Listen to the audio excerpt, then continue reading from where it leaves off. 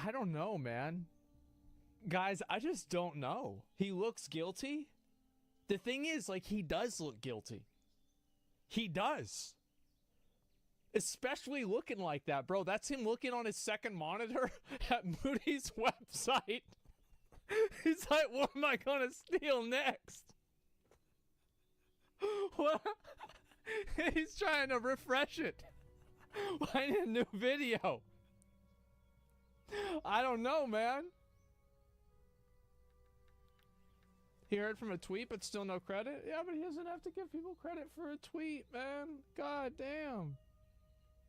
No wonder Moody's website looks like a menu. Oh my god. Oh, this is fucking ridiculous.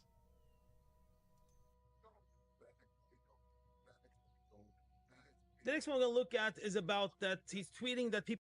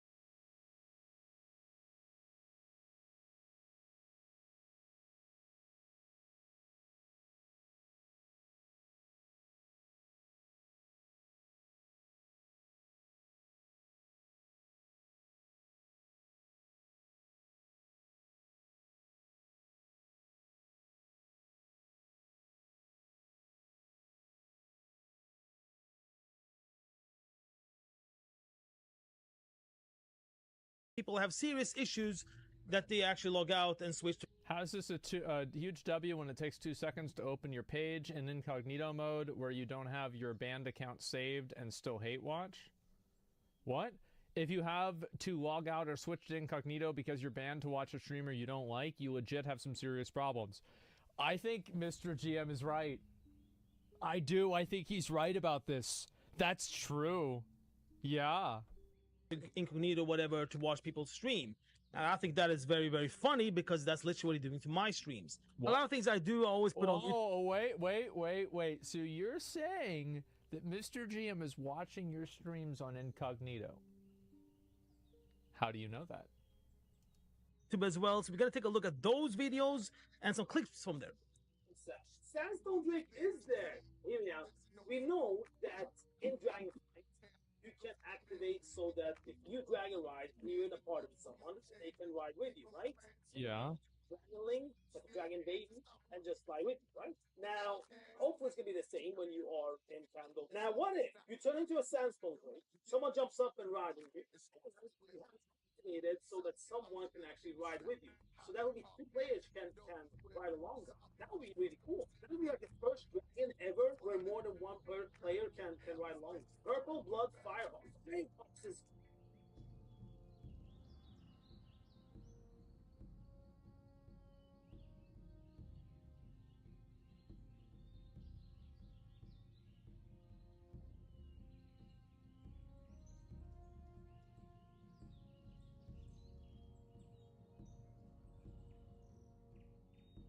Forgot about the mind control. I thought we just had to hit them out of it. I guess not. Oh, the Nightwing. Oh, yeah, well, you transformed into it. Yeah, I got that one. Yeah, that was sick, actually. The most curious one to me, right, is they're adding the Sandstone Drake as a dragon riding mount. So does that mean that you can ride on someone's back while they dragon ride? How's that going to work? The new Transmog packs? Yeah, did anyone buy it?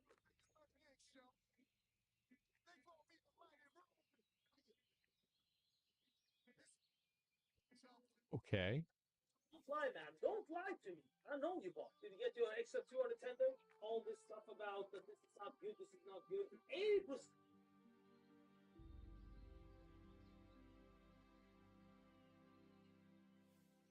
Yeah, go buy some trading tender. Did anyone in the chat buy the traders tender, by the way, for 200 tendies at 450? Any of you guys buy it? Be honest with me. Don't lie to me. That we're getting reputation.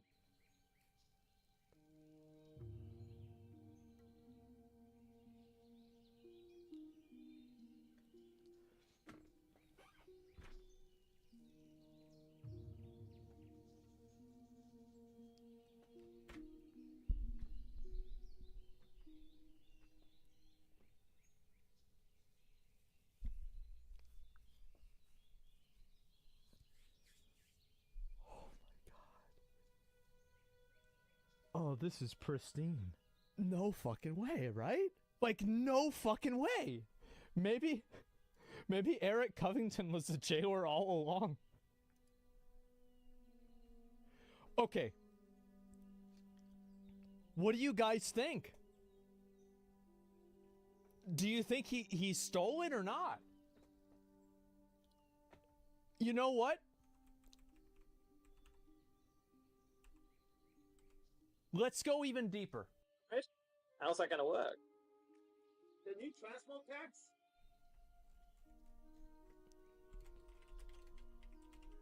Okay.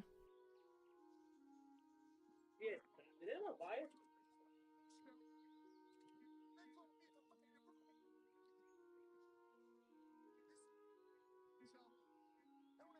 Fly, man. Don't lie to me. I know you bought. Did you get your extra 200 tender? All this stuff about that this is not good, this is not good. 80%.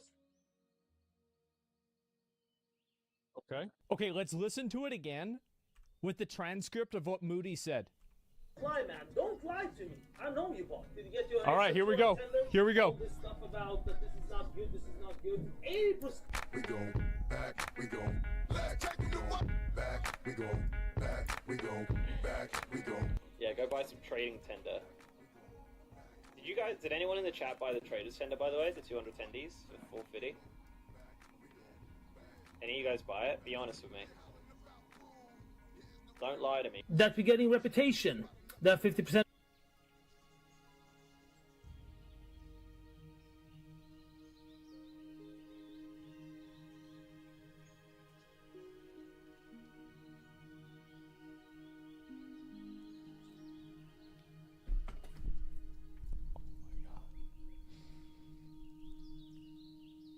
Oh my god. All right. This is so stupid. I know. I know, it's just fucking ridiculous.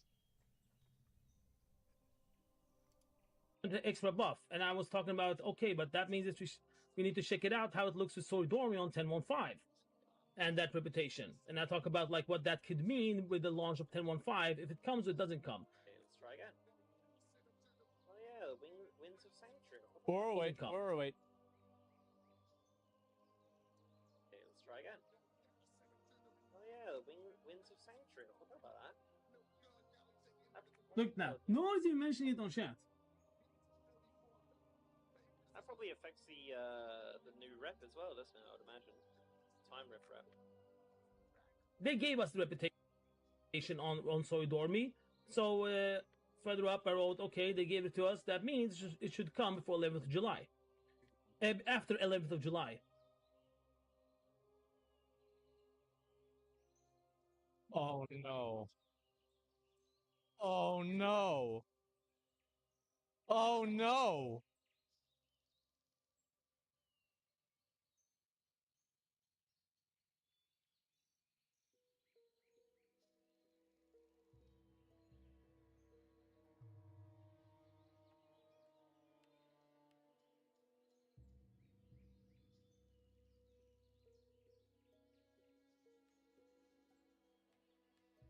Okay, so after all this time, Man, I don't know. Points on a graph. There are points on a graph. Holy shit. everything I tried to do, he continued. So this was the first time I contacted him personally. I wrote to him the following on Discord. I asked you since a long time ago to stop stealing my content. You ignored it time after time. Then I tweeted calling you a cunt. Blizzard did not like that and asked me to remove it. I did that by respect. You trash talked me on your stream, as if you made them do that and laughed at me. It's unfortunate that we don't have any clips of Mr. GM shit talking him. I called you out to stop stealing content on my website. What did you do? You trash talked my website. Instead of stop stealing my content, you trash talk about me. Now, I'm telling you this personally, since you always show he just wants attention card. Stop stealing my fucking content. Do your own work. You are called a content creator. Then be one, not a content stealer. So for the last fucking time, stop it. He did not answer me back. Instead, he did this. Dealing with some fucking prick. It's run me through a loop now because he's such a fucking prick. Yeah, I had to block him. Yeah, I thought I'd block them everywhere, but apparently not on Discord, so I had to do that too. So he's Voldemorting Moody. That which will not be named. He won't even say his name. To be fair, though, most of these talking points would be spoken about by any WoW content creator, and that's the best part, is that we don't know. That's the best, because, like, I think the best part of this is that we actually don't know. Like, there are some things that are very suspicious, but it's just, there's enough gray area to make it. This is more interesting, in my opinion, than the Shadowlands storyline. I really don't want to. There's more gray area here than in Sylvanas' storyline. To be honest, this is amazing. Leave me alone. Oh, there's some dickheads out there, man. Mm-hmm. There's some real dickheads out there. But hopefully they shut the fuck up eventually and leave me the fuck alone, because I don't care. If a person says, stop stealing my content, and the answer is, leave me alone, I don't care. Yeah. What does that mean? It means they don't care. If a person And they want says, you to leave stop them stealing alone. my content, and the answer is, I don't communicate with losers, That sounds like something I would say. I would say that. what does that mean? It means they're If an a person asshole. says, stop stealing my content, and the answer is, don't want to respond, just want it to go away, what does that mean? Literally a day after. Now remember, that was the only time I messaged him. The day after, Right. he goes out on his stream and starts insulting me again and starts saying that I have been contacting him several times and several DMs, and I've been like over him in a certain way and making me look like the bad guy in this whole situation. Well, wait, Mr. GM's still in the chat? He's gone? That's too bad.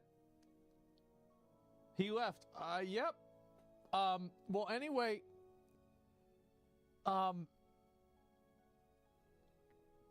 easy to prove that this guy's a liar. In my opinion, if somebody lies about what you say in DMs, you should be able to leak the DMs. That's my rule.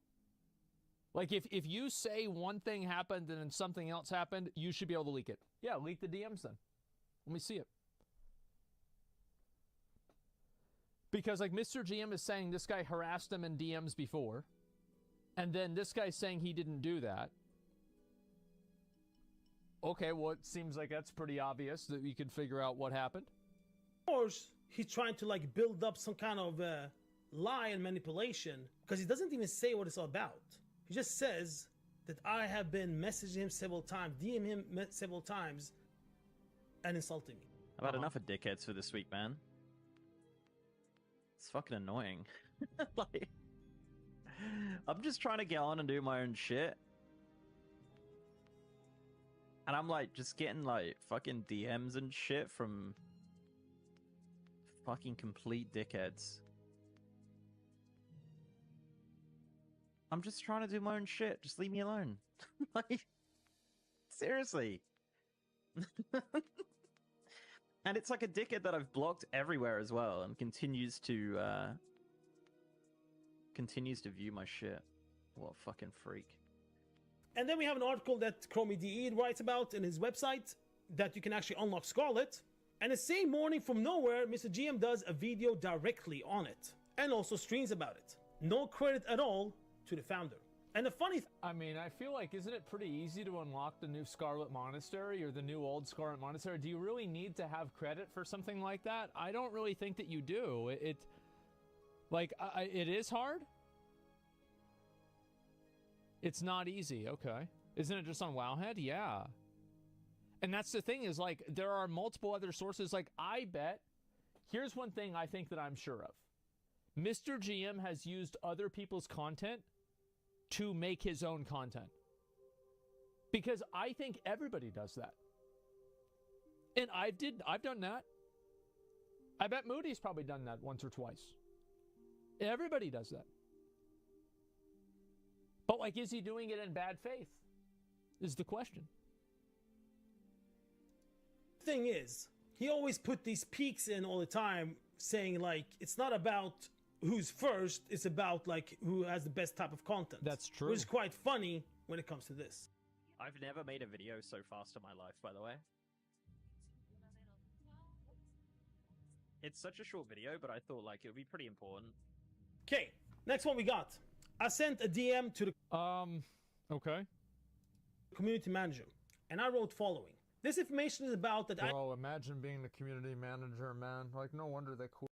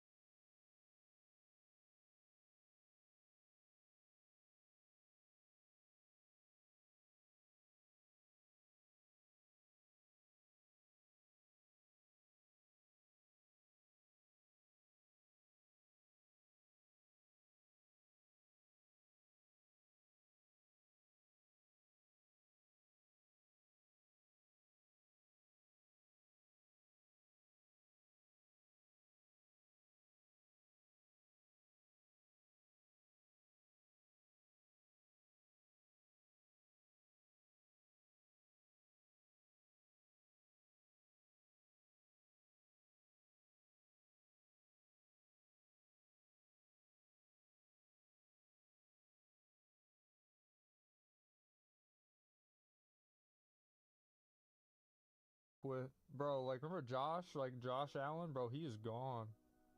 He said, lore? Said, fuck that. I don't want to deal with this shit. Yeah. The information about beforehand, clarity, how many side quests. I even know beforehand how something will turn out because it's always the same story. And now you will witness it live when it comes. These tweets are typical tweets that he has watched my guide and also meaning that he's doing the same guide. He always starts with something that might not be correct in my guide. Now this tweet doesn't mean anything yet. He writes, I hope we get some clarity on how many campaign and side quests will be available week 1 of Guardians of the Dream. I don't think what we currently are on PTR will all be there on the first week. And then next stream, the Super Bloom World Event 10.2 no longer gives reputation on completion. You'll get 1,000 Dream Wardens rep from completing. What's so crazy about this is, like, he comes off as such a massive schizo, right? Like, he comes off as, like, just the biggest, like, insane fucking schizo, like, crazy person, main character syndrome, but then he shows the video and it's like the same fucking thing. So it's like, is it one of the situations where, like, he's not crazy, everybody else is crazy? Like, that's the best part about it, is it's like he shows it and it's so close. It's just like identical almost. And then it's like, you see the video, you see the picture, and it's like it happens. It's like, bro, Mr. GM is driving this dude fucking crazy. And it's his delivery. Yes, it's just the way he's doing it. Bro, it is the encapsulation of this. But holy fuck, it's just, oh my god. He's gaslighting so hard. Yes, and it's just, what the fuck is this? Oh my god. It's like a horror movie and nobody believes him. Yes, and Mr. GM is the fucking, the masked murderer.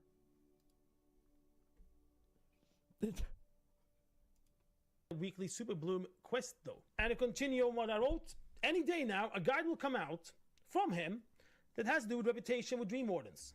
Yeah. Same as I've done, where I have gone in depth on how you can gain reputation in detailed numbers. As usual, he will state indirectly on his video something bad about my guide without mentioning any name, and that his guide is better because it doesn't have that bad thing that he thinks. Well, somebody says Mr. GM lives in this guy's walls. Yeah, but, like, what if he actually does though? Like, that, and like, that's the world that we're in, right? It's like, what if he is actually in the walls? And like, there's very strong evidence that suggests there might be something in the walls. Oh my god. Time-wise, it took 3 to 4 hours per day for approximately 18 days to figure out my reputation guide that I always did on stream. He plays ATT on live, retail, all day on his streams, and Jama PTR some hours a week.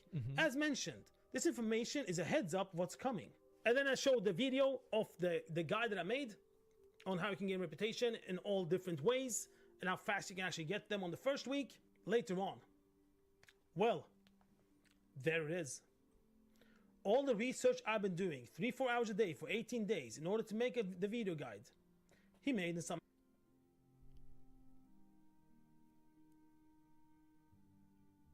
Oh shit. Oh shit. This is all about the reputation of the Dream Wardens. And wait a second. Just a minute. I'm trying to see, like, what's the date on this? It's the 20th of October. Okay. It's coming. And then I showed the video of the guide that I made on how you can gain reputation in all different ways. And this is his guide right here. Dream Wardens Renown 21st week full guide. You can actually get them on the first week later on. Well. Okay. Which video came out first? October 15th? Mr. GM, October 20th.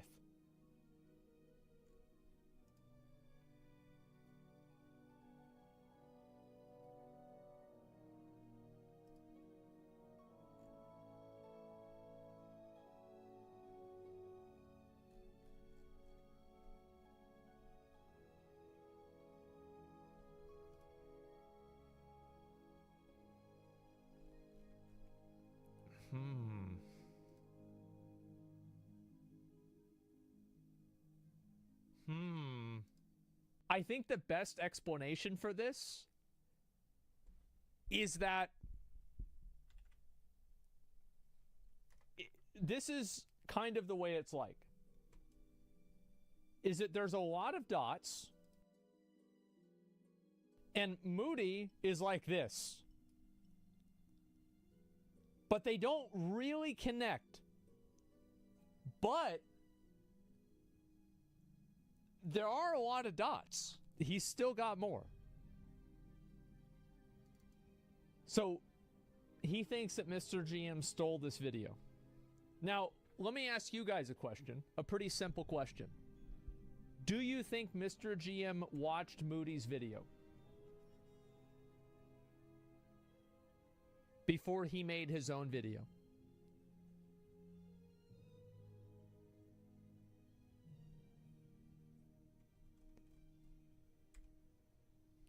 I don't know.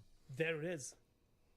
All the research I've been doing, 3-4 hours a day for 18 days in order to make the video guide, he made in some hours.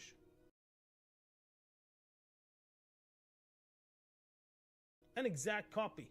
Now, if you look at these two video guides, they're very, very, very, very similar. Someday Oh, God. later, Mr. GM posts reputation farming locations and waypoints. Now, if you look at my guide that I did 14th of October, so more than a week before, it was exactly that way. Reputation farming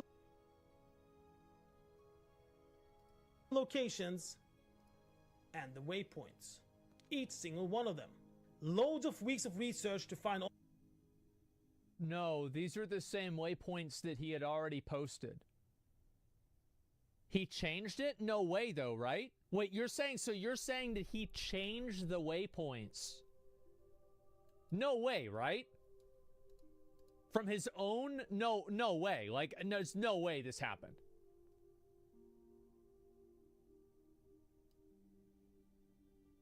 There's no way. No, it did not happen.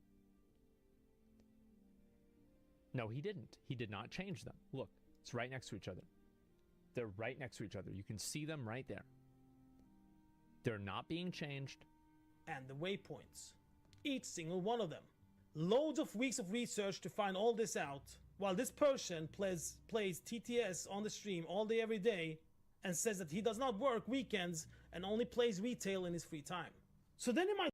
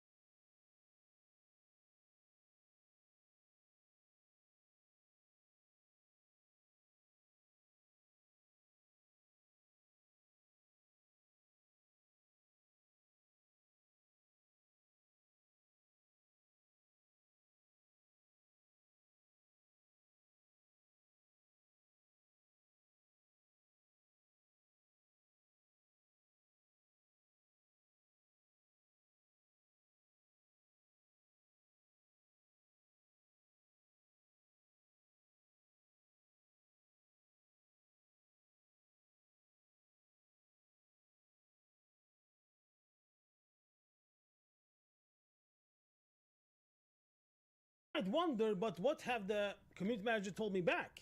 Well, nothing. Except Duh, that's what I would say if I was community manager. I'd be like,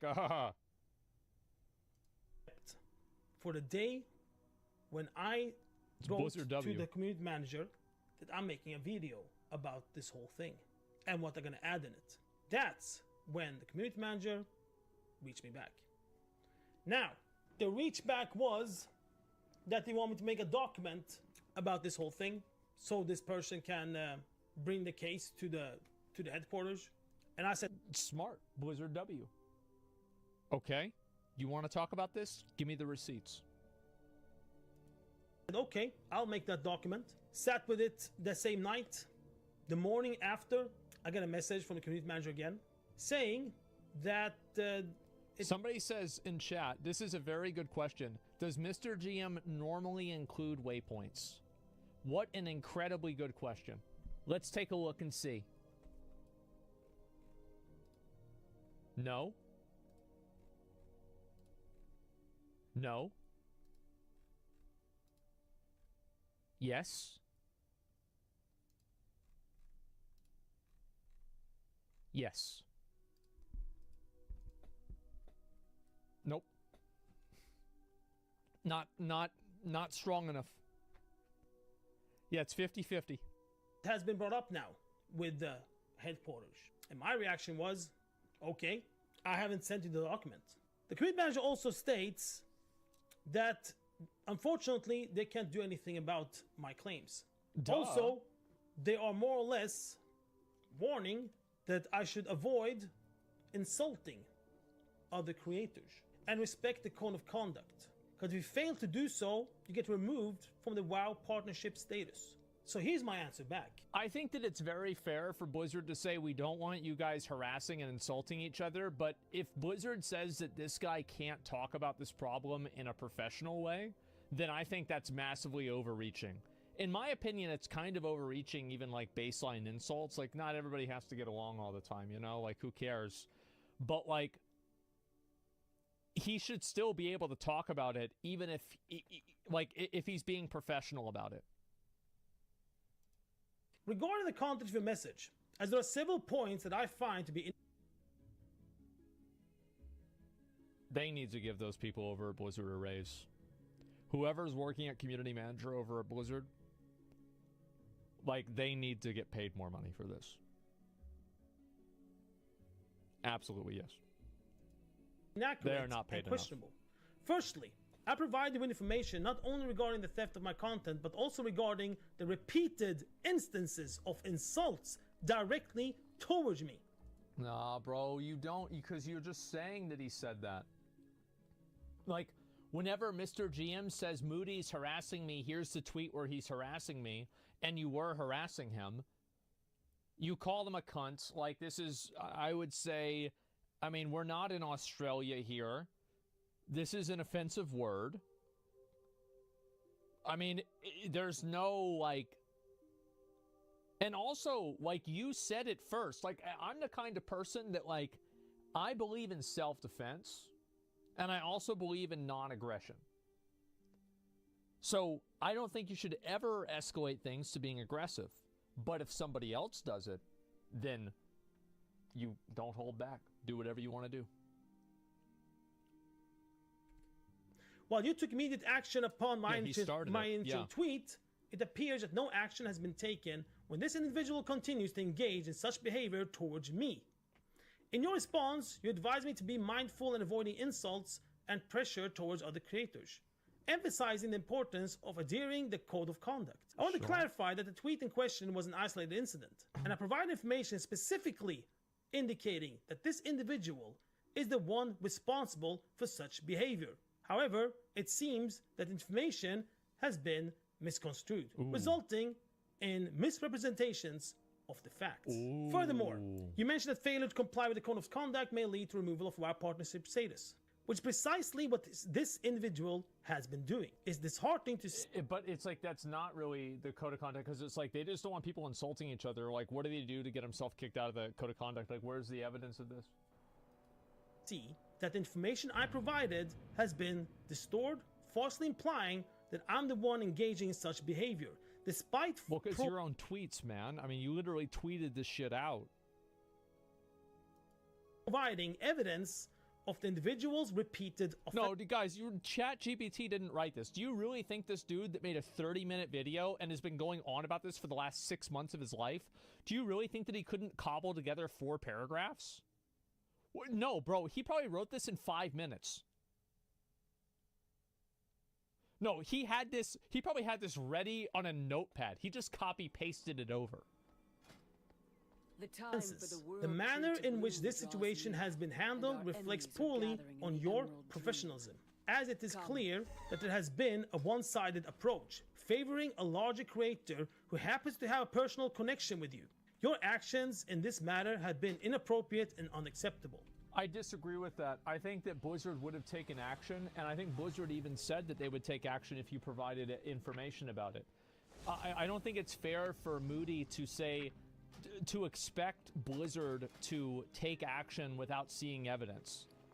Like, for example, Blizzard did take action against him whenever they saw evidence. But Moody isn't providing any real evidence. He's providing an implication. And also inside of the code of conduct, there's nothing about stealing content at all. It's got nothing to do with it. So to talk about failing to adhere to the code of conduct, this is totally separate. Regarding the evidence, you instructed me to format it in a readable manner. They didn't give him the chance to send the evidence? I mean, the chance to send it, why couldn't he just send the evidence? Why is he not showing it? Before it could be sent to the board. I have dedicated considerable time and effort throughout the day to prepare the evidence as requested. However, I'm perplexed by your statement that you have already sent it to the board. This statement contradicts the timeline and raises questions about the nature of the information that was sent. Overall, your message indicates a clear bias from the beginning, neglecting to acknowledge the behavior of the individual in question. I don't like this because I feel like Moody has been like, and this is what happens, right? Whenever a situation like this happens to you, you feel like everybody's on the same page as you are, and the people that aren't are actively denying it. But I guarantee you that probably the community manager dealing with this, guaranteed they're reading it like this. Oh, fuck, bro. And we're getting paid how much? Jesus. Like, they don't, if they even read it at all, right? Like, they don't know really what happened. So I don't think it's fair for you to expect them to agree with your accusation. It's not fair for you to just like, oh, well, this is a bias because you're not agreeing with me. Didn't he submit several videos claiming something and they couldn't have seen that as evidence? Well, yeah. Well, no, it's because the videos, every single video that he's shown is awfully suspicious, but it's not evidence. Like, it's awfully suspicious, but it is also not evidence. And also, even if he is stealing the content, what does this have to do with Blizzard? This is between two content creators. Blizzard can't tell this guy what to upload onto his channel. It's outside of their purview. I'm left in the dark regarding information you have presented to the board and the manner in which has been conveyed. This lack of impartiality raises concerns of corruption and discrimination. Consequently, I made the decision to withdraw my participation of the WoW Partner Program, as I cannot support an organization that conducts itself in such manner.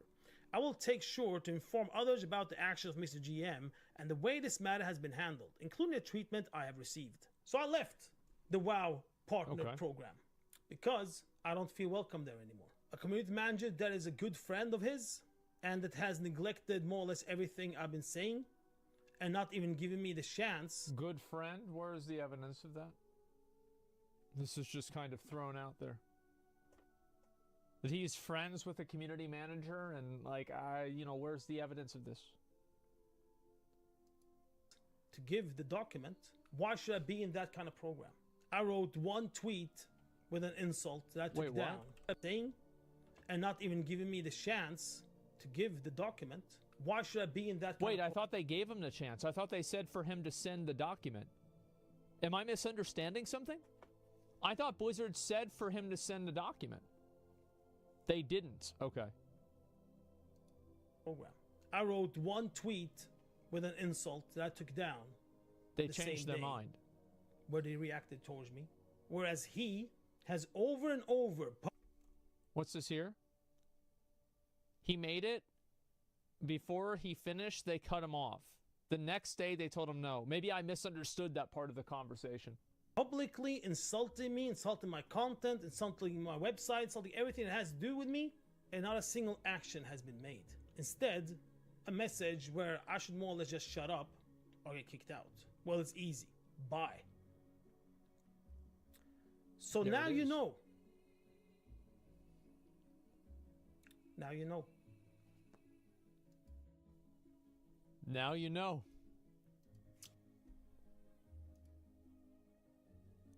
Holy shit. Holy, dude, I cannot fucking believe I sat through that entire thing. Let's see what the court has to say. Who's in the right? Mr. GM? Moody.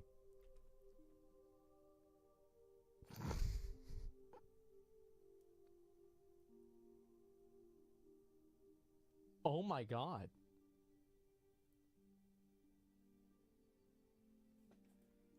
Oh my god, Mr. GM is losing 6-1, almost 7-1.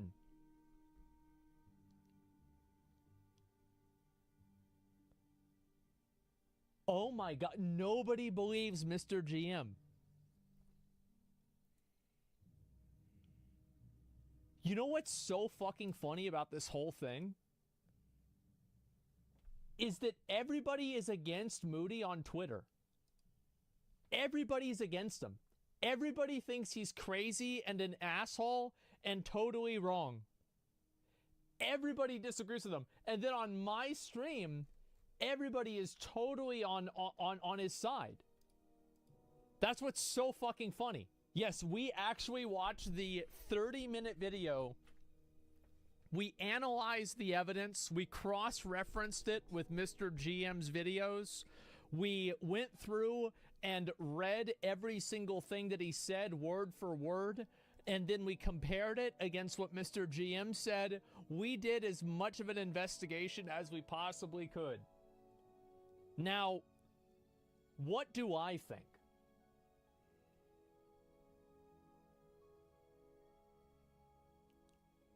I don't know.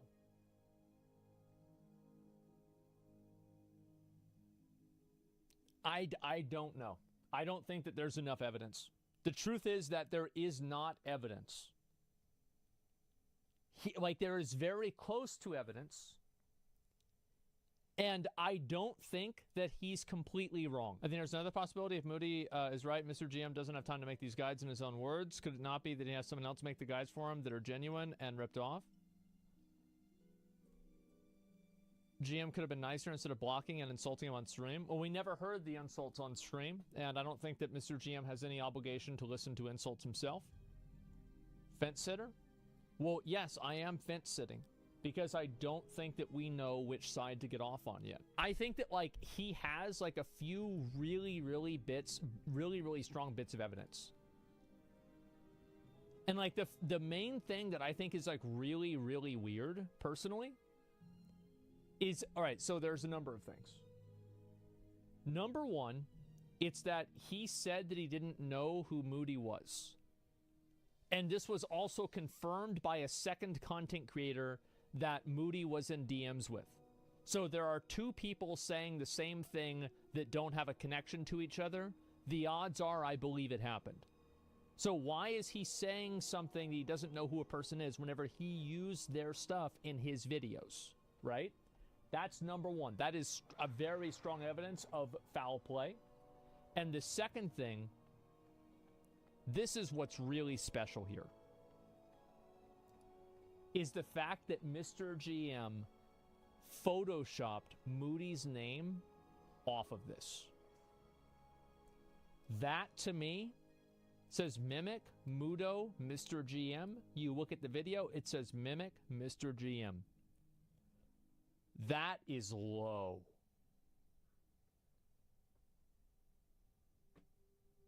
Those are, I think, the 2 points of evidence that are indisputable. There is the evidence. Now, is that enough evidence to say that Mr. GM is copying all of his videos? No. But it's enough evidence for me to assume that Mr. GM is not acting in 100% good faith. Either way, guys, I think we've talked about this enough. We've gone through it. According to the court of public opinion, the most fair and unbiased thing on the internet, Moody, who made a 31-minute video exposing Mr. GM for stealing his content, is actually right. And Mr. GM is a lying rat. That is according to the public opinion. Personally, I don't entirely agree with that. I think it's very gray, but there are certainly a lot of coincidences. I love this. This is my favorite part about streaming. You guys might not know this, but I actually wanted to go to law school to be a lawyer before I dropped out to play video games. I love this. I do. I think it's so interesting. It's so fun for me. I could do this all day. This is my movie substantial. It's going to be a while. I really want to know what's going to happen after this. All right, we got the man of all hate, the one and only DSP. Darkside Phil is proof that you can make a living as a professional gamer, even if you're awful at gaming. But that's far from the only thing he's awful at. From constantly failing to deliver on promises made to his audience, to outright treating them like trash. So, I've had enough excuses. It just seems to me like people are fucking lazy and don't want to come out to the streams. All while begging them to pay his bills. With the taxes coming up in April and everything, there's going to probably be times where I'm going to have to appeal to you guys again to try to save my butt. If spitting on a plate you ate from was an Olympic sport, Phil would be a gold medalist, though he would probably sell the gold medal to finance his tax problems and feed his mobile game addiction. This is the 2-decade spanning story of the self-proclaimed king of hate, Darkside Phil.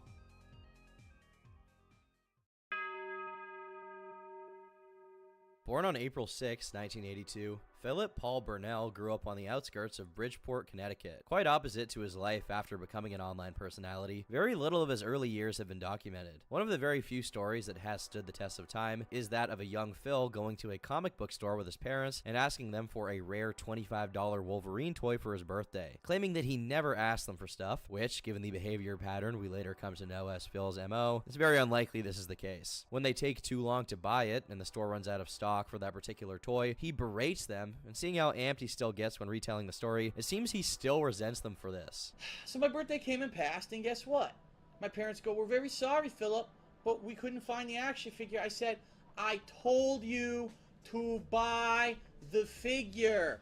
Why don't you listen to me?" If we can take his word for it, he graduated from Catholic school, St. Ambrose, in 2000 as the valedictorian of his class before going on to study business at Fairfield University. But before studying business, DSP was already getting busy in the competitive fighting game scene, with a particular interest in Capcom's Street Fighter series. In the 90s, he actually traveled across the United States to attend tournaments. Mind you, this is at a time when gaming was still seen as somewhat of a loser thing to be engaged in, so to be dedicated to it as much as he was pretty rare. However, this dedication didn't manifest in exclusively positive ways. Phil often lost his temper and was a generally toxic player, which turned many of the other attendees of the tournaments he participated in against him. Now when I go to these tournaments, I say, "Hey, guess what? Such and such, I've known you for 10 years, get the fuck off this station because I want to play the game." And usually, when you threaten them like that, they get the fuck up because none of them want to fight. None of them want to step outside and get their ass beat. What's worse is that for many years, despite his dedication to the point of toxicity, he consistently lost every single tournament he was in. For a while, that was true. I was one of the biggest shit talkers in the Street Fighter community. And I would go to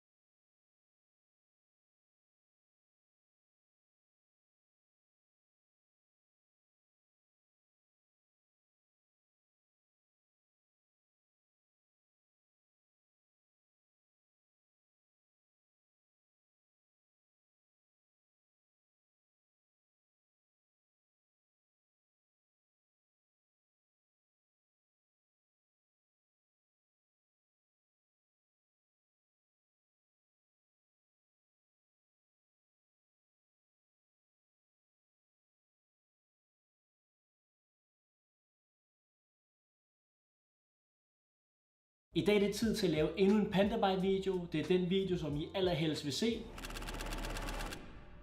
Og hvis I vil se det, så skal jeg nok lave videoen. PandaBite, den er kinesiske hjemmeside, der har adgang til alle fabrikkerne i Kina, der sælger fake varer. En ægte version kan koste omkring 10.000 kroner, og en fake version kan koste helt ned til 100 kroner. Så i dag bestiller jeg nogle af de her fake versioner og sammenligner med de ægte, og ser om der overhovedet er en forskel i udseende, når der er sådan en stor forskel i pris. Men i dag vil jeg prøve at bestille de bedste fake versioner, der findes, og det vil jeg gøre ved hjælp af det her.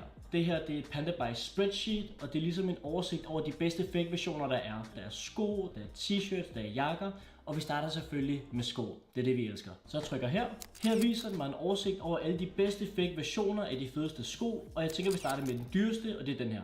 Her har de et par Jordan 1 Travis Scott. Den her sko, den koster over 15.000 kroner i virkeligheden. Her kan du få den til 378 kinesiske yen, og ja, det svarer til cirka 378 kroner.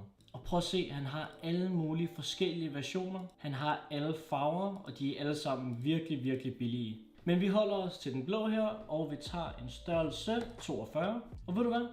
Læg i kurv. Heroppe kan I se, hvor meget jeg betaler for de fake varer, og heroppe så er den samlede pris, hvis jeg skulle købe alt det her i den ægte version. Nu er de første sko lagt i kurven, og lad os prøve en anden kategori. Vi kan prøve, der er t-shirts, der er jakker. Vi prøver nogle hoodies. Så her er der noget fra Zico, der er noget fra Broken Planet, men det jeg gerne vil have, det er lige her, nemlig noget for Stussy. Her så har de alle forskellige farver, og de koster 128 kroner. En ægte version koster over 1000 kroner. Jeg tror, vi går med den her. En beige hoodie med de her lille eller blå terninger bagpå. 128 kroner, den tager vi. Ligge i kurv. Inden under accessories har jeg fundet et Louis Vuitton bælte, og jeg vil ved, at når jeg bestiller det her bælte, så kommer det til at lugte af lort. Men det koster 225 kroner. En ægte version er langt over 1000 kroner. Vi tager det helt klassiske med ternene og Louis Vuitton logo foran i guld. Ligge i kurv. Jeg synes også, det er sjovt ikke kun at bestille de bedste kvalitetsfækvarer. Det er også sjovt at bestille noget af det, der er dårlig kvalitet. Og jeg har fundet den her sko her, hvor de har sløret Adidas-mærkerne på siden af en Adidas Samba. Og det er fordi, de her sælgere er bange for at blive sagsøgt af de store mærker, som for eksempel Nike og Adidas. Så lad os prøve at bestille sådan et par her og se, hvad der egentlig dukker op. Jeg synes, de hvide sorte er lidt kedelige, så jeg kan se, at her så har de en grøn version. Den koster under 200 kroner. Den prøver vi lige at bestille. Add to cart. Og vi fortsætter med de dumme ting. I sidste video bestilte jeg verdens største sok. Den synes jeg var virkelig sjov, og den troede jeg ville være det dummeste inde på PandaBite. Men her har jeg fundet en YouTube playbutton. Den koster 128 kroner. Og prøv at se, hvad der står på det der. Der står Tyrone Magnus. Så lad os prøve at bestille den, og så kan vi sammenligne den med min. Og jeg kan se her, at man kan faktisk skrive en besked om, hvad der skal stå på den. Så vi siger, my name is Mathias. Om 128 kroner playbutton. Add to cart. Lad os prøve at gå ind på spreadsheetet her igen, og så vælge nogle bukser. Men nogle af de bukser, som jeg elsker at gå i allermest, det er Carhartt bukser, og det er cargo Carhartt bukser. Her kan du få dem i beige, og der er de her lommer på siden. Det er helt perfekt. De koster 130 kroner. Dem tager vi. Add to cart. Vi er inde på sko igen her, og hvad skal vi tage? Der er nogle forskellige Jordans her. Her har de nogle dunks i forskellige farver. Men jeg synes faktisk, vi skal prøve at bestille den lave version, og det er den her. Det er faktisk den samme sælger, der sælger både de høje her og de lave, og jeg vil gerne se, om de begge to er i god kvalitet. De koster kun 324 kroner, og den ægte version koster omkring 10.000, så lad os lægge dem her i ikonen også. Add to cart. Vi mangler selvfølgelig en t-shirt, og prøv at se her, jeg har fundet den billigste Gucci t-shirt. I både hvid og i sort, man kan selv vælge, og den koster 79 kroner. Størrelse medium, den ligger vi også i kurv. Og det sidste vi skal ligge i kurven, det er en accessory, det er en hue, og den kommer fra Chrome Hearts. Chrome Hearts er et af de dyreste mærker, der er lige nu. Så de har den i hvid, de har den i sort, de har den i grå. Den koster kun 60 kroner, og en ægte version koster flere tusind kroner. Så lad os prøve at se, hvor god kvaliteten er. Så på de her varer har vi brugt ca. 1600 kroner, og prøv at se, hvor meget det ville have kostet, hvis alt det her det skulle være ægte. Det er en kæmpe prisforskel. Og det blev sendt hele vejen fra Kina, så i forsendelse her betaler jeg ca. 1200 kroner. Men vi ses lige så snart det lander. Jeg sagde det også i sidste video, og jeg siger det igen. De her varer, det er ikke til personlig brug. Jeg laver kun de her videoer, fordi I gerne vil se det, og fordi I synes, det er underholdende. Det var bare lige det. Lad os komme i gang med at unbox. Jeg forstår ikke, hvordan det går så hurtigt. Denne gang så gik det kun 10 dage før pakken blev leveret. Men jeg synes, den ser lille ud i forhold til, hvor mange ting vi har bestilt. Så lad os åbne den og se, om de har husket at pakke alt. Prøv at se her. Jeg kan se, at der ligger 2 par sko i toppen, så lad os bare starte med sko. Så vi kan se her, at det her det er vores Travis Scott Jordans, og de bruger det samme lyserøde papir, som der er på den ægte version. Jeg har et ægte par her, og som I kan se, så er papiret lyserødt, og det er den også på den fake version. Selve skoene, de ser meget gode ud, men lugten er forfærdelig. Jeg har ikke engang duftet til dem endnu, men jeg kan allerede lugte. Ja, puha. Frygtelig stinker. Der er en lille pude i hernede, som beskytter. Normalt så er der jo sådan nogle skotræ her, så vælger de bare at lægge plastik i. Og ligesom med den ægte version, så her er der både sorte, blå og lyserøde ekstra snørbånd. De her, de ser perfekte ud, også når man stiller dem ved siden af et ægte par. Den sorte farve er rigtig, den cremede farve er rigtig, den hvide farve er rigtig, og den blå farve er selvfølgelig også rigtig. Bagpå så kan man se de forskellige logoer. Der er Cactus Jack logoet, der er Jordan logoet, og så også de små ansigter på hælen. Okay, det er faktisk en vanvittig god kopi det her.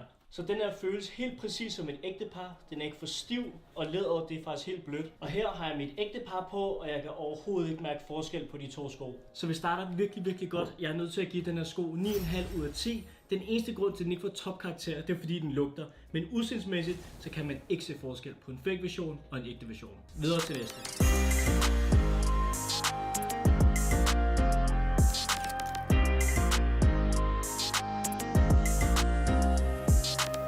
Videre til, hvad skal vi tage? Skal vi have noget tøj? Det er som om med alle skoene og alle accessories, der er i toppen, så jeg skulle grave lidt dybt, men jeg tror vores trøje ligger her i. Lad os se. Yes, det gjorde den også. Her er vores beige Stussy hoodie. Emballagen er med den ægte font. Der står Stussy her, og så står der New York, Los Angeles, Tokyo, og med deres logo her. Præcis ligesom den ægte version. Foran der ser den ægte ud med det lille brystlogo der er, men det ryglogoet, som er det store spørgsmål, det ser faktisk rigtig godt ud. Jeg har købt rigtig meget tøj igennem årene, og man kan nemt mærke, om trykket er noget, der falder af nemt i vask, eller om det er noget, der bliver på. Og det her, det føles som kvalitetstryk. Men lad os prøve den på. Okay, ikke dårligt. Altså bare ved at kigge på den, kan man ikke se, at den er fake. Men hvis der er nogen, der ejer en ægte version derhjemme, som mærker på den, og ligesom mærker, hvor tyndt stoffet egentlig er, så vil de godt kunne se, at den var fake. Jeg tror sgu, jeg giver den sgu en 7 ud af 10. Ikke dårligt. Slet ikke dårligt.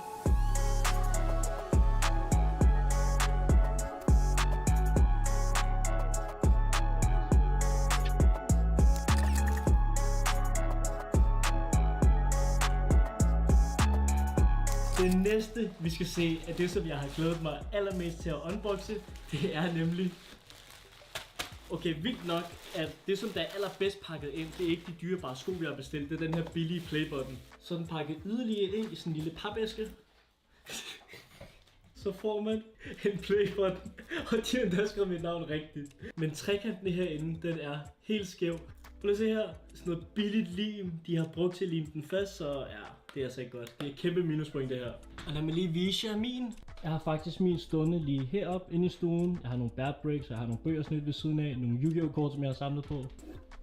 Og hvis vi kigger her, så kan vi se, at den fake version, den er alt for tyk og alt for stor, og den er faktisk alt for let. Selvom den er større, så er den meget lettere. Og den er mindre, og den er altså en del tungere. Den får altså 1 ud... Nej, ved du hvad? Den får ikke engang 1 ud af 10. Den får 0 ud af 10.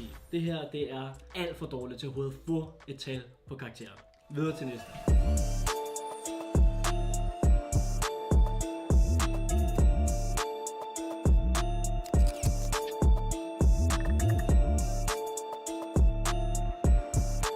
Vi skal videre til næste item, og vi tager endnu et par sko. Yes, en af de mest populære low-top sneakers, der er på markedet lige nu.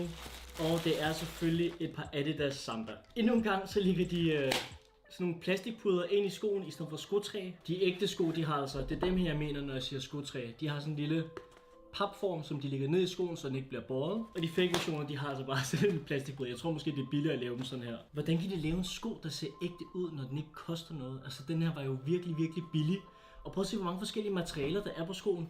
Der er suede her på siden, og så er der de hvide læderstriber. Sålen er lavet i gummi, og så er der også læder på tungen herinde. Alle detaljerne er de samme som den ægte sko. Jeg har set en dokumentar om de her fake fabrikker i Kina, og det de gør, det er, at de skaffer den ægte version, og så skiller de den fuldstændig fra hinanden, så de har sålen for sig, de har tungen for sig, de har hælen for sig, og så lærer de, hvordan de producerer alle de forskellige dele på skoen, og så til sidst så sammensætter de den. Og det er derfor, at en sko som den her, den kan se så ægte ud med alle de små detaljer, for selv sålen. Altså prøv at kigge på sålen. Og Adidas, de gør præcis det samme her. Det står først på engelsk, så står det på tysk, og så står det på fransk. Den her er nødt til at give 9 ud af 10. Men det sagde jeg måske lidt for hurtigt, for jeg skal lige prøve den først. Den her sko er faktisk endnu mere behagelig end de Travis Scott Jordans, vi prøvede før, så ja, man kan slet ikke se, at de er fake.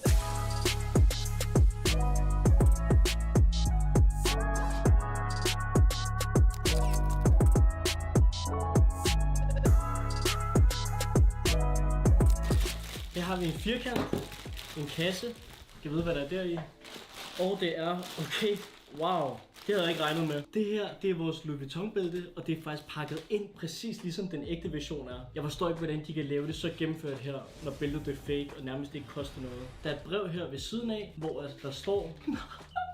Nej, hvor sindssygt. Du har fået en kvittering med, hvor de har skrevet en fake handel. Så her så står der, at jeg har købt bæltet af en medarbejder inde hos Louis Vuitton, der hedder Mei Liang. Og det er på et kinesisk navn. Og så står der, at jeg har betalt 5.200 Hong Kong dollars. Og heroppe i hjørnet, der står der, at jeg har købt bæltet inde i Louis Vuitton-butikken i Kowloon, som ligger i Hongkong. Og så er der også en pose ved siden af, man kan bruge til sit bælte, som også har blå hangtags, hvis det er ægte. Vi starter godt ud, men lad os se, hvordan bæltet det egentlig ser ud. Her er der den første fejl. Posen, den er faktisk rigtig nok i den her farve, men det skal ikke stå med blåt. Det skal stadig stå med sort på deres poser. Og så er der altså gavebånd med her, som har den forkerte skrifttype af Louis Vuitton. Gavebåndet, det skulle have været uden på selve pakken, når man åbner. Og bæltet, lad os se her. Ekstra indpakning. Altså, hvor meget indpakning er der her? Okay. Ikke dårligt. Ikke dårligt. Jeg kunne godt forestille mig, at det her bælte, det stinker. Og der er ekstra indpakning til selve logoet foran, så det ikke bliver ridset under fragten. Så jeg har taget det på her, og det er klar opgaven. Mine bukser, de falder ikke ned. Men jeg vil sige, at det føles en smule for stivt. Altså det er ikke behageligt at have på, og sådan skal det ikke være, når man køber et bælte, der er så dyrt. Men hvis folk så, at man havde det her bælte på, så vil man aldrig nogensinde kunne se, at det var fake. 0 chance. Jeg er nødt til at give det her bælte 9 ud af 10 igen. Jeg føler, at jeg har givet alle items indtil videre sådan 9 eller 9,5 ud af 10. Men vi bestiller også gode varer til den her unboxing. Videre til næste.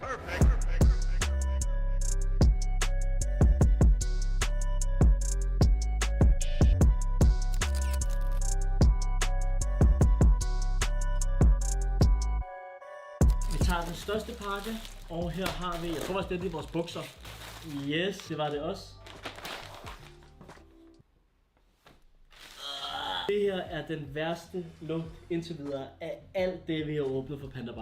Jeg sagde jo til, at jeg vil bestille de gode fake varer, men også de dårlige versioner, fordi jeg synes stadig, det er sjovt at unboxe. Og de her, de er virkelig, virkelig dårlige. Stoffet her, det er alt for tyndt, og de her bukser, de er nærmest gennemsigtige. Hvis man holder dem op mod lyset her, så kan man se direkte igennem bukserne. Men lad os lige finde logoet, og ja, det ser også alt for skævt ud. Det er slet ikke i den rigtige størrelse, det ser alt for småt ud, og skriften er også virkelig lille. De føles faktisk okay at have på, men de er alt for tynde. Hvis jeg gik udenfor nu i november, så ville jeg fryse min røv af lige med det samme. Så de er for tynde, og de lugter, og logoet det er alt for småt, så jeg er nødt til at give dem her 2 ud af 10. Mere får de ikke. Videre til næste.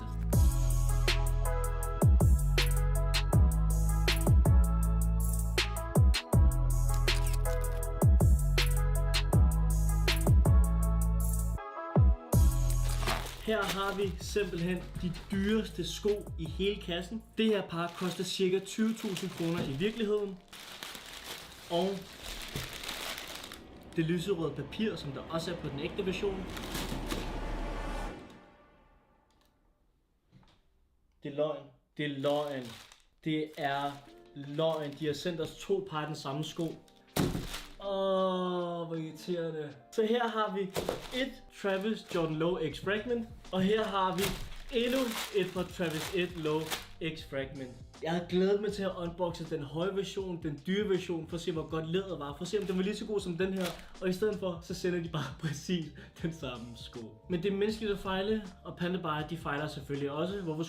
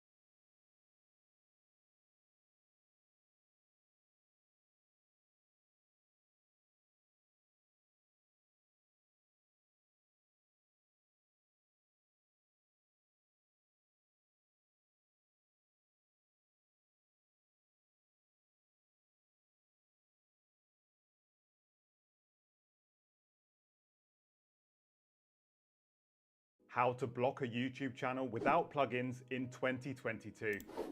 In this video, I'm going to show you how to block channels from appearing in your YouTube feed and also how to block people from commenting on your YouTube videos, which is very, very satisfying.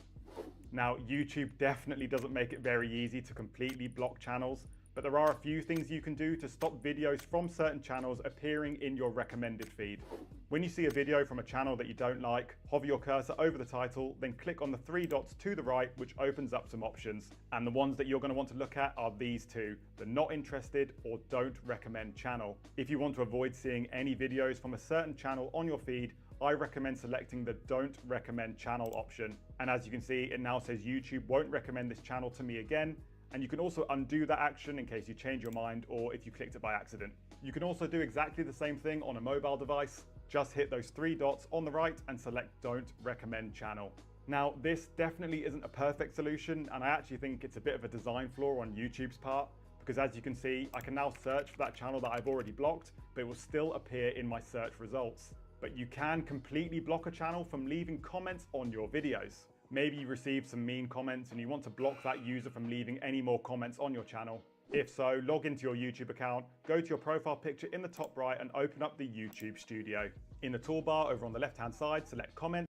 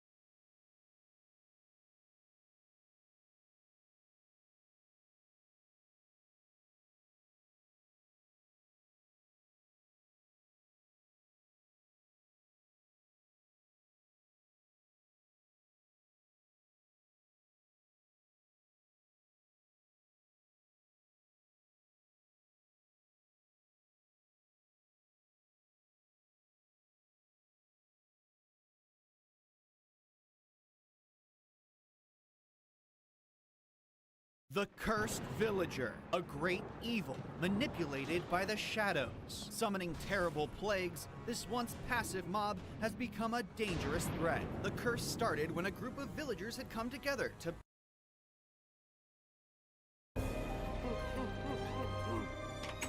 I only have one emerald left! Simsalabim emerald! No!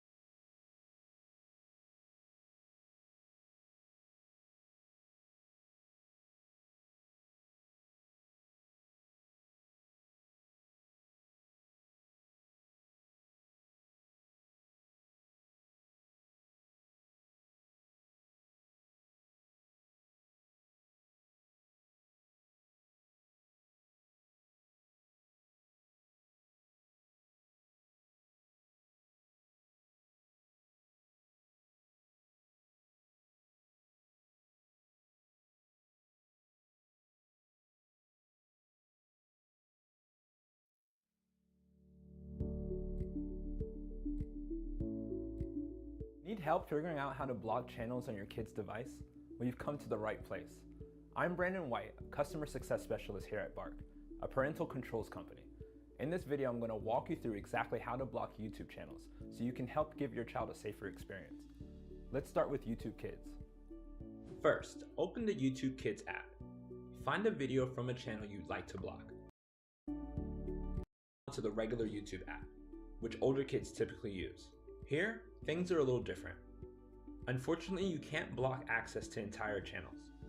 You can, however, take 2 steps to help protect your kids. You can block recommended channels, and you can block specific channels or accounts from commenting on your kids' videos. First, we'll start with how to prevent a channel from popping up as recommended. Open up the YouTube app on their device, and make sure your child is logged in. Double check you're in your home page by tapping home in the lower left corner. Find a video that you'd like to prevent from appearing as recommended.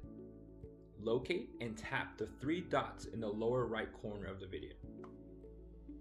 Next, tap Don't Recommend Channel. Now, videos won't appear in your child's account anymore, though they will be viewable if they search for them.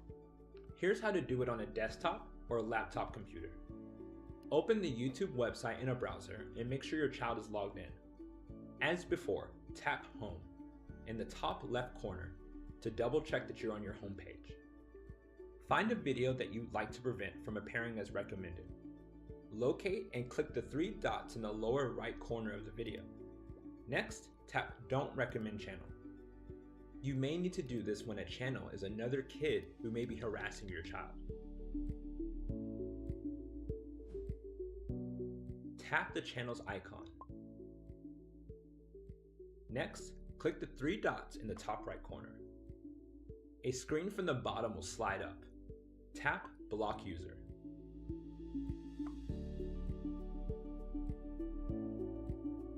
Here's how to do it on a desktop or laptop computer. Search for the channel and click its icon. Next, click About. Then click the flag icon and select Block This User.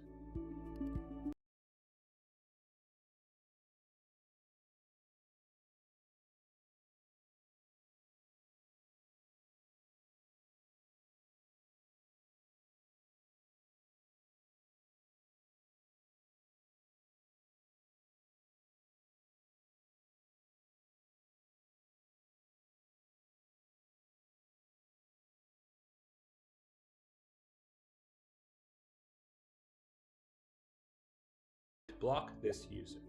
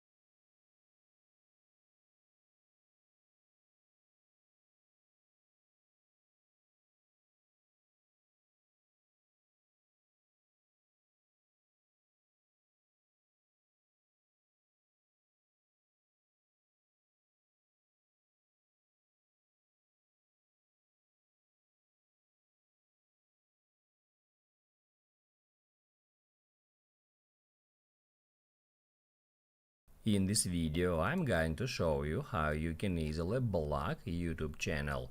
Be sure to watch the video to the very end so you don't make any mistakes, and of course do not forget to like this video and subscribe to my channel. Thanks guys. So let's get started, and first off, open up YouTube app. If you want to just hide some particular video from YouTube homepage, you can just tap at 3 dots under that video and then tap at Not Interested. As soon as video is marked as not interested, it will be hidden from the homepage, and YouTube will recommend you less videos like that in the future. If you want to hide all the videos from the particular channel, just tap at 3 dots and then select Don't Recommend Channel. If you want to prohibit some channel from commenting on your videos, you need to go to that channel, then tap at 3 dots, and then tap at Hide User from my channel, just like that. Once you tap at Hide User, that will hide all the existing and future comments from this particular user. That's how you can easily block channel on YouTube. Now you can write down in the comments below if you have any questions about that tutorial. Hit the like button if you like that.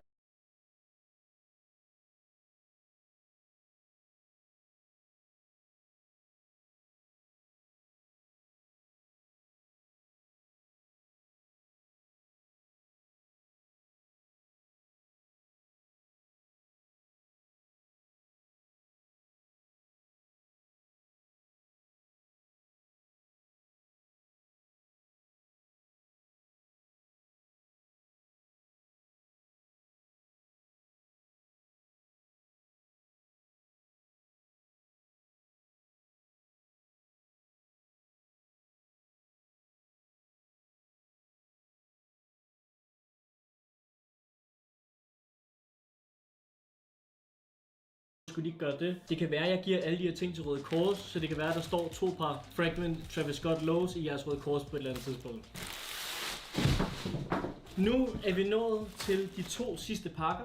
I den første her, der ligger der, jeg tror faktisk det er vores hue, der er det også fra Chrome Hearts, og ude på selve plastikken her, der er altså trykt Chrome Hearts logo med sort skrift. Det er en detalje, der tæller op, og den her hue købte vi for kun 60 kroner. Chrome Hearts er kendt for at lave de her kors, som skal være i tyk læder. Det her, det føles ikke som tyk læder, det her, det føles mere som plastik. Og så er de kendt for at have de her sølvknapper rundt omkring på deres ting. Men som I kan se her, så hænger den her knap fast med sine sidste kræfter, og der skal ikke meget til, før den falder af. Det er sådan en tynd tråd, den hænger fast i. Og lad os prøve den på. Så selve stoffet er faktisk okay. Jeg tvivler på, at den ægte version har tykkere stof end den her. Hvad skal vi give den her? Jeg tror faktisk, den slipper med en 5 ud af 10. Også fordi det ikke rigtig stinker. Så ja, 5 ud af 10 får den.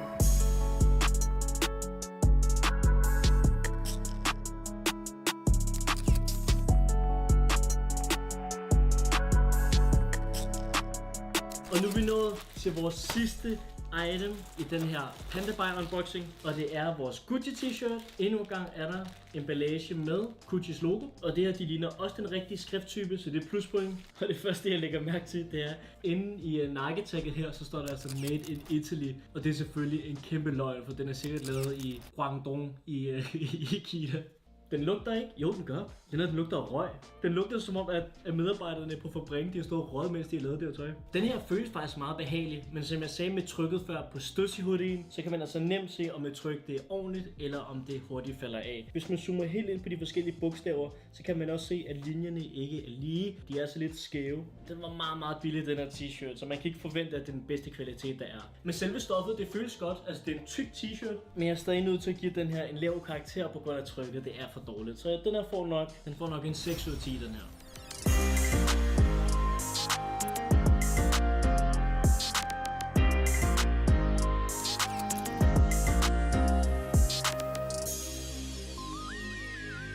det her var alle 9 items, der var i dagens PandaBuy-video.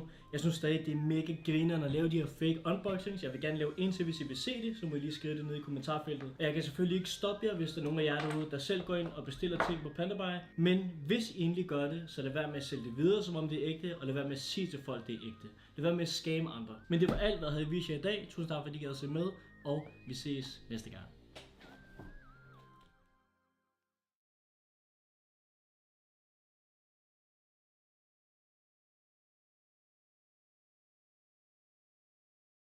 Indtil videre har jeg vist jer Danmarks største pigesko-kollektion. Og jeg har også vist jer Danmarks største og dyreste Supreme-kollektion. Og i dag er jeg på besøg hos min gode ven Manan, som har, jeg vil sige, Danmarks sjældneste og måske dyreste skokollektion. Der er i hvert fald nogle items her, som jeg aldrig har set før i virkeligheden, og jeg glæder mig til at vise dem til jer. Lad os komme i gang.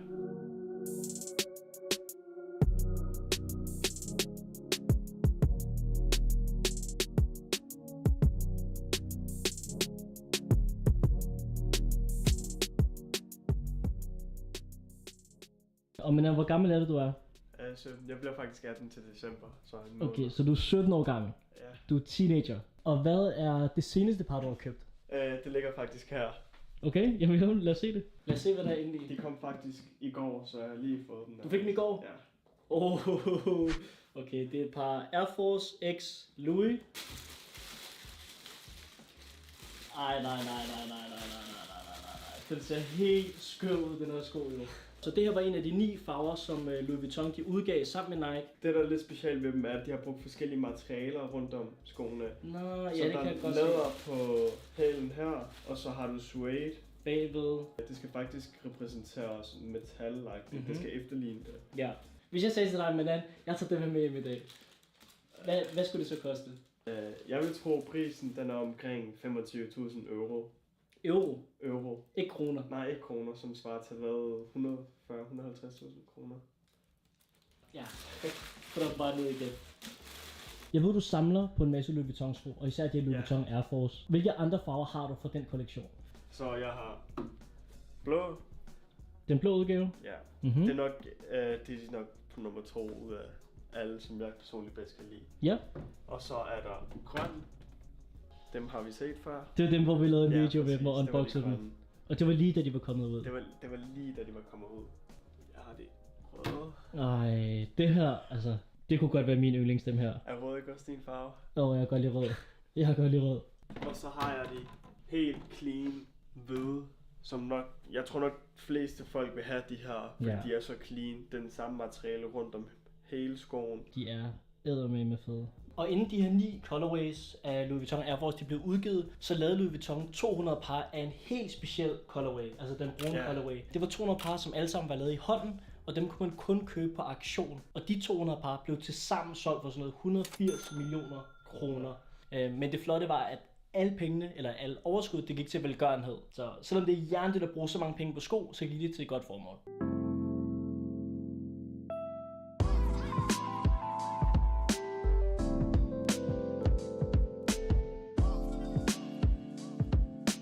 Lad os lige prøve at kigge på dine Dior's, der står hernede. Jeg tager dem lige ud her. Her er der nemlig de 2 par Jordan Dior's. Den er både lavet i en lav udgave, og den er lavet i en høj udgave. Og den her sko, der kom ud for 2 år siden, for der havde Jordan Brand 35 års jubilæum. Og det de gik efter, det var at lave den mest luksuriøse Jordan 1 sneaker nogensinde. Og fordi Jordan 1'eren første gang kom ud i 1985, så har de lavet 8500 af den høje, altså 8500 par. Hvilket er sindssygt let. Så den her næsten ikke til at få fat i. Og den her, den er endnu sjældnere. Der er kun lavet 4700 par. Og hvad har du sluppet for dem her? For jeg tror det var 35-36 for de høje og 32 for de lave. Og lige nu går de for dobbelt, hvis ikke mere. Så det er mange penge for et par sko. Det er helt sindssygt. Og så er der også dem her. Cactus Plain Flea Market. Og der skal man virkelig have meget selvtillid for at gå med den her sko. Små krystaller hele vejen over det hele på skoen. Det er også derfor, jeg ikke har gået med dem jo. Jeg mangler lige lidt selvtillid nok. Du mangler lidt selvtillid. Og man kan også se, altså selv på tungen er der også diamanter. Altså inde bag snørebåndene er der også diamanter. De har ikke sparet på detaljerne. Og de her, de koster altså også nord for 20.000. Så det er mange penge. Og jeg så faktisk, du har nogle Air Force herovre. Og når man kigger på dem, så ligner det bare normale Air Force. Men det er det faktisk ikke. Du kan se det på det her... Ja, fordi her på hælen, der står der normalt Nike. Nike. Og her står der Kith. Ja. Den blå her, man kan se, at det skal repræsentere fransk flag. Fordi det kom ud, det her par kom kun ud i Paris. De røde her, de kom faktisk kun ud i Japan. Farverne røde, hvid, ja, det skal ligesom repræsentere flaget. Og hvad med de lyseblå så? De lyseblå, de kom ud i Hawaii faktisk. Og de har faktisk også sindssygt fed detalje her, hvor man kan se, der er lidt grønt, som skal repræsentere naturen. Nå. Hvis du kun må vælge et par for din kollektion, som du skulle på resten af dit liv, hvilket par skulle det så være? Du må kun vælge et. Må jeg ikke vælge to? Nej, du må kun vælge et par. Det er meget, meget svært. Ja. Jeg tror, der er mange, der kommer til at have mig for det her, men det vil faktisk være et par New Balance. Okay. Men der er noget specielt ved de her, okay. For jeg tror ikke, alle vil kunne lide farven. Det her, det var et samarbejde med mærket Paperboy, fransk mærke. Der er en grund til, at jeg ikke har gået med dem endnu, fordi jeg er bange for at gå med de her, fordi jeg kan virkelig godt lide de her. Ja. Det er detaljerne, hvis man kigger heroppe ved tungen, så er der deres logo, som ligner kasket, smiley med kasket på. Farven, det er ikke noget, der gør så meget for mig, men det er bare mere mærket Paperboy. Jeg har allerede et par af deres sko, der hedder Fried Egg, hvor de skal ligne, der er æg inde i sålen. What? Spejlæg inde i sålen, og så er der spejlæg på selve tungen. Når jeg er heroppe? Ja. Ej, hvor sjovt. Og jeg elsker bare den måde, de laver skoene på, detaljerne. Og så har vi de helt basic LV Trainers. De er helt hvide? Ja. Der står 54, fordi Louis Vuitton det blev fundet i 1854. Helt basic sorte LV Trainers. Den synes jeg er fed, den her. Helt simpel og enkel, og ikke den for mange farver. farver. Den er super fed. Den kom så også ud i grøn. Det var den, vi også havde med i videoen. Yes, grønne par. Yes. Et af de første LV Trainers faktisk, som kom ud i 2019. De her har en fed detalje med, de har hangtagget. Så ligesom på de andre Air Force modeller, hvor der er hangtagget her, eller zip-tagget, så er det altså også på den her LV Trainer. Og det har nok en af de mest clean colorways, vil jeg sige. Men den skriger meget. Det er den orange. Okay, den ligner jo næsten kassen, som du lige har hævet dem ud af. Helt orange.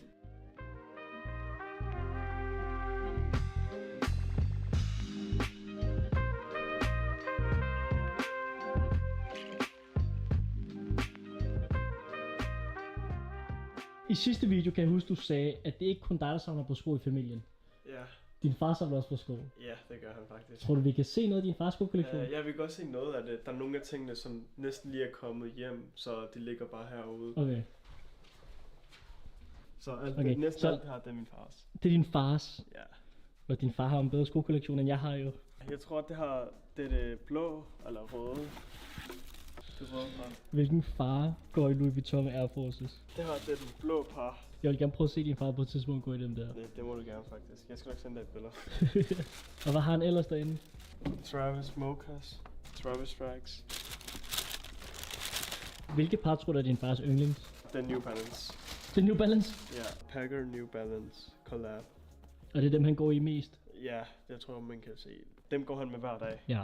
Så jeg har allerede vist jer de blå, Off-White, MCA. Og sidst vi filmede en video, så viste vi også de gule Canary Yellows. Siden da, så har du også fået Brooklyn-udgaven, de helt grønne. Hvilke par kan du bedst lide? De blå, de gule eller de grønne?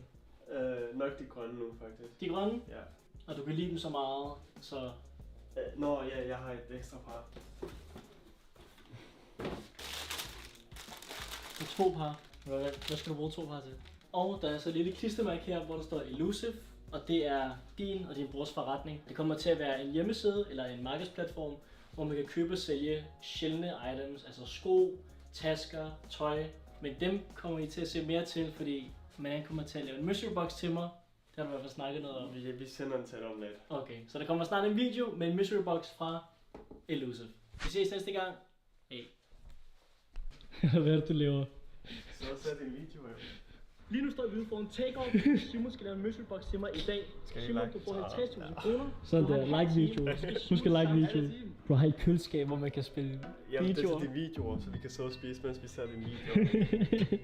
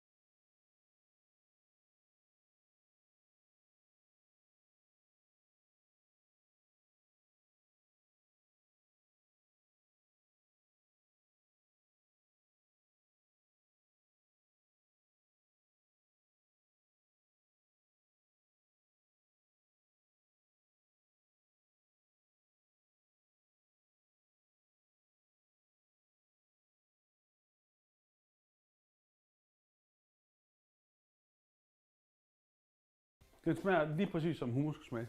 Jamen, så må jeg bare falde på knæ og så bare sige, kære du, vil du gifte dig med mig?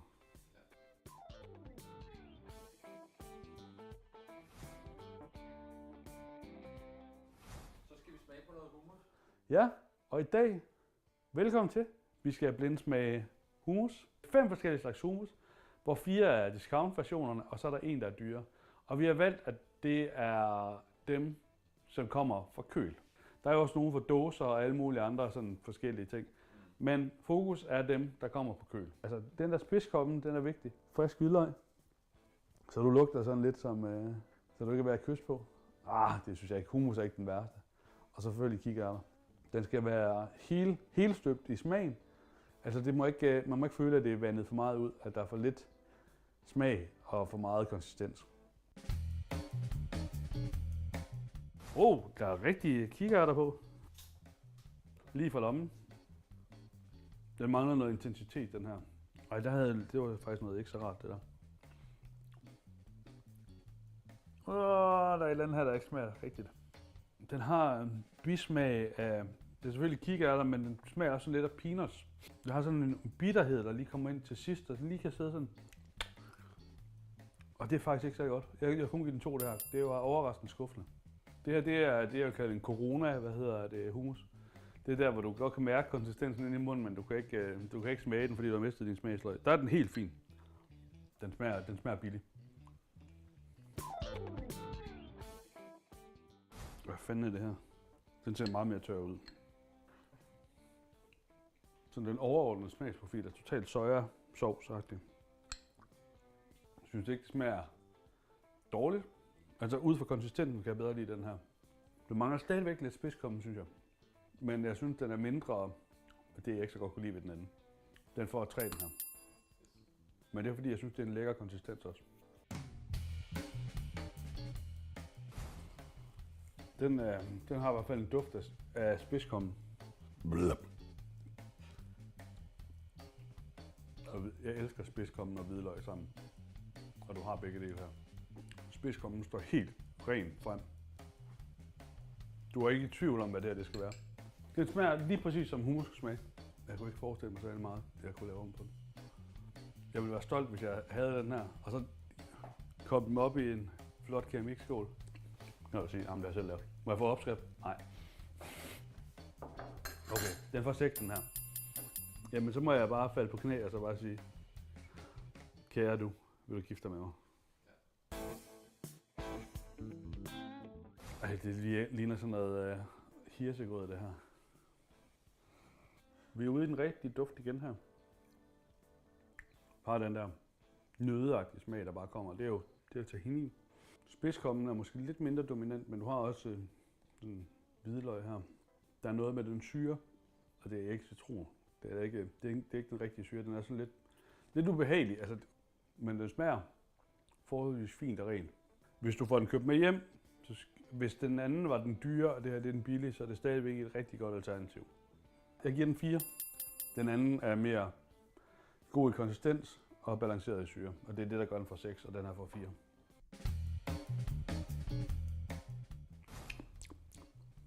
Det kan sgu godt blive sådan lidt en klæg omgang, det her. Jeg synes ikke, spidskommen er sådan udtalt i den. Jeg synes, konsistensen er bedre end den anden, der lige fik 4. Smagen er sådan lidt, kommissar. Om du tager den ene eller den anden, altså det er stadigvæk meget hummusagtigt. Over middel, det er en 4 det her. Det er ikke en 5'er, men en 4.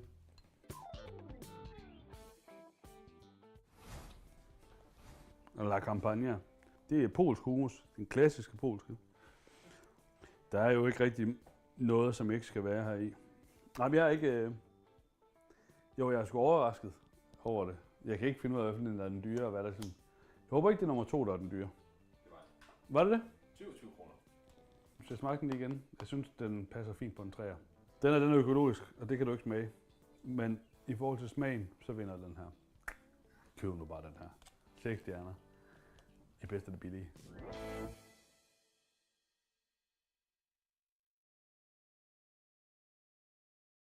Jeg vil lægge 200 kroner til en velgørende årsag, hvis det ikke er rigtigt, det jeg har sagt der.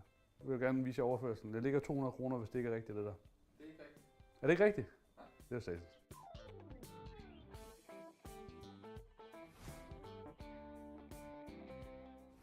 får du din vilje. Nu smager vi på appelsinsodavand. Vi skal smage appelsinsodavand? Ja. Vi skal smage på 4 appelsinsodavand, og en af dem er en kvalitetmærkevare. Vi er nye omgivelser, men det er som det plejer. Vi skal smage og se, om vi kan finde det bedste af det billige, og om det kan betale sig at købe det billige kontra de dyre mærkevarer. Altså nu er vi jo godt igennem, vi har både lavet dansk vand og cola uden sukker, cola. Det er 4. drikkevaretest med sprudelrasser, så vi er godt på vej. Det er faktisk sjovt. Den dufter faktisk af rigtig appelsin. Det kan kun skuffe det her. Det kan kun skuffe. Den er lidt vandet, men den er faktisk mere appelsin, end jeg forventede, sådan for appelsinsmagen. Ja. Lidt, altså sådan appelsinjuice, frisk presset, og så er der kommet noget dansk vand i, men lidt for meget dansk vand i, så den er blevet lidt for tynd. Jeg synes smagen er mega god. Den er bare for tynd. Så den får 3, tæt på 4.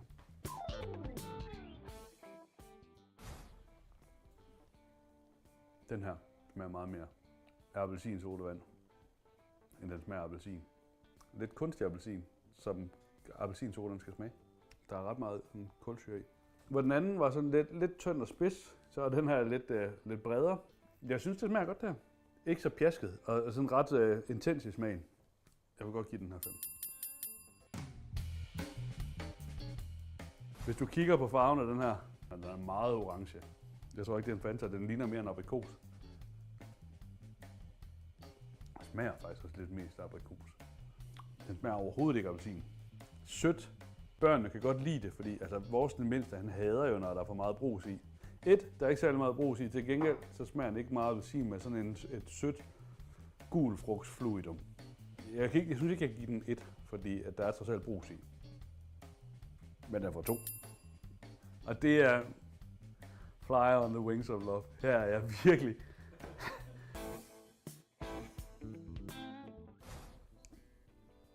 Ja, det her det er en klassisk appelsinvand. Den har en lille smule mere bitterhed faktisk. Altså, vi er ikke over i greb, men du ved, sådan lige der hvor du tænker, vi fik noget af det hvide skal, og så noget af du ved, de der olier med fra udenpå. Det der, når du piller dem til jul og sådan noget. Til gengæld er der ret meget brus i. Overraskende meget smag af appelsin stadigvæk. Den billige smag af appelsinsodavand. Men det er en god en af slagsen. Den her, den får helt sikkert 4. Jeg vil godt rangere dem. Altså sådan blind rangere dem. Gæt på, hvad der har været. Det her, det er Lidl. Den allerførste, vi smagte, den var lidt mere doven i det. Og det er nok et tegn på, det er fra Harbo. Nummer 2, Fanta. Nummer 2 kan jeg se her på glasset, der er stadigvæk små perler og bobler. Nummer 3, det er lidt korrupt, fordi det er lort. Jeg vil gerne vise jer overførselen. Det ligger 200 kroner, hvis det ikke er rigtigt, det der. Det er ikke rigtigt. Er det ikke rigtigt? Nej. Det er satans. Det var den sidste, der fik 4 stjerner. 4 stjerner. Folkets appelsinvand. Jeg synes, den er overraskende god, for jeg synes faktisk, colaen var ikke særlig god. Harbos cola var ret sådan Det havde jeg ikke regnet med, at det var den, der skulle være den bedste af det billige. 17 kroner. Ja. For 1,5 liter.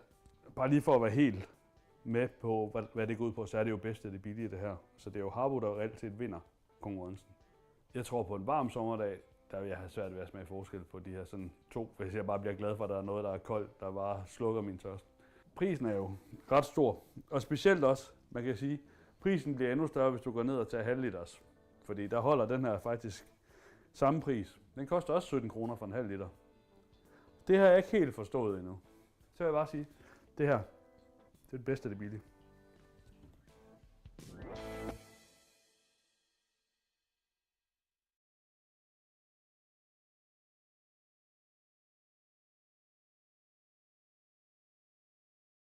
Og prøv her, kig på mig. Jeg har fandme spist mange osterejer i mit liv.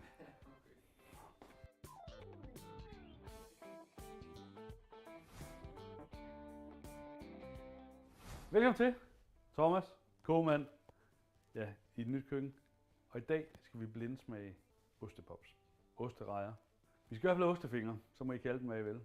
Rygtet siger, at kiloprisen her svinger på de billige på et sted mellem 50 og 60 kroner, og så mærkevaren til over 200 kroner kiloet. Jeg tror, jeg kan lide alle osterejer. Jeg tror ikke, der er nogen af dem, der er dårlige. Og skal vi ikke bare komme til det, jo? Det er lidt en tynd og lidt en lang reje. Altså jeg vil sige, det er ikke... Der var min barndoms hånd var også større dengang. Smagen er lidt fisen her.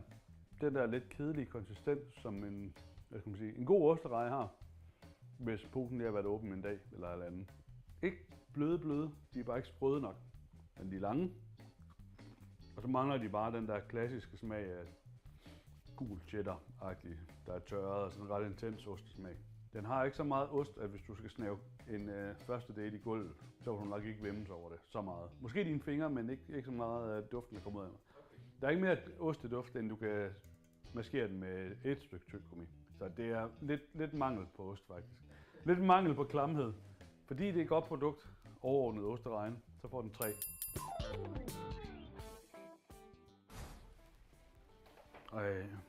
Der er et udpræget mangel på helhedsoplevelsen. Osteduften, du ved. Den kommer slet ikke frem. Og næsten overpuffet. Og det er sådan helt fint i konsistensen. Så med det samme møder en tand og så en lille smule spyt, så falder det bare sammen. Hvis man så topper det op med, at de så ikke smager noget. Det her, det kunne være en majssnack. Der er ingen ost i det. Hvad er det her for nogle rejer? Vi kører til yderlighederne. Men det her, det bliver en etterreje.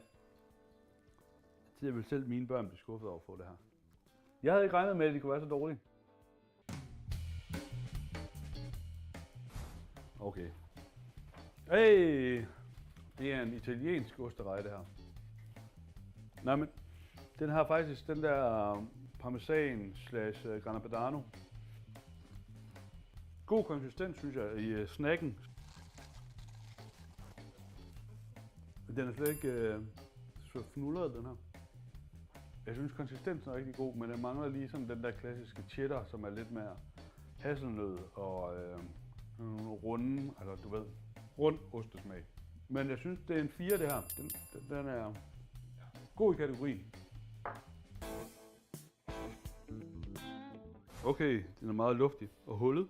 Men det er sjovt, at de er næsten alle sammen næsten helt lige. Underlig ostesmag. Der er jo ostesommelier, og jeg tror, jeg bliver den første ostepop-sommelier, der findes. Jeg vil gerne vælge at give den her 2, fordi den mangler både smag og ost. Og så er det altså en dårlig ostereje. Og den mangler også reje faktisk, fordi de er helt lige jo. Nu skal der snart komme noget rigtig godt.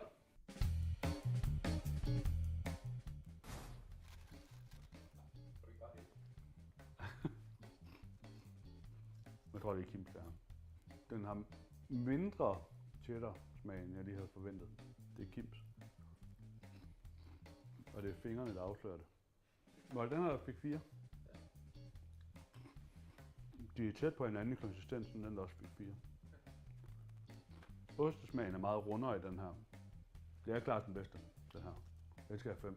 For jeg synes, når du smager den, der fik 4, den har lidt det samme, men det er jo sådan lidt mere en ung ost. Og det er en lidt mere, den er lige lavet 4-5 måneder ekstra. Hvad er bedst af det billige? Ja. Den fik 4. Der er ikke rigtig noget ost. Der er noget, der skulle smage ligesom ost. Ja. Ja, tak. Hey! Ej, den dufter rigtigt. Cheddar, engelsk ostagtigt. Mere rundt og mere nødelig karakteren. 4 gange det værd. Ej, det er et svært spørgsmål. Nu stiller du mig der, hvor vi er. Men jeg skal helt ærligt at sige, den der er ikke 4 gange så god som den der. Jeg synes faktisk, det er en rigtig god osterej. Jeg vil helst være sikker på, at jeg ikke er faldet ned i det der hul, hvor det bliver for billigt. Så det kræver, at man ved, hvad der er godt. Jeg har taget en for jer. Hvem havde lavet den dårligste? Er det Coop? Det dufter lige så meget flæskesvær, som det dufter af ostepops. Ja. Hey, her er en kæmpe stor pose lort.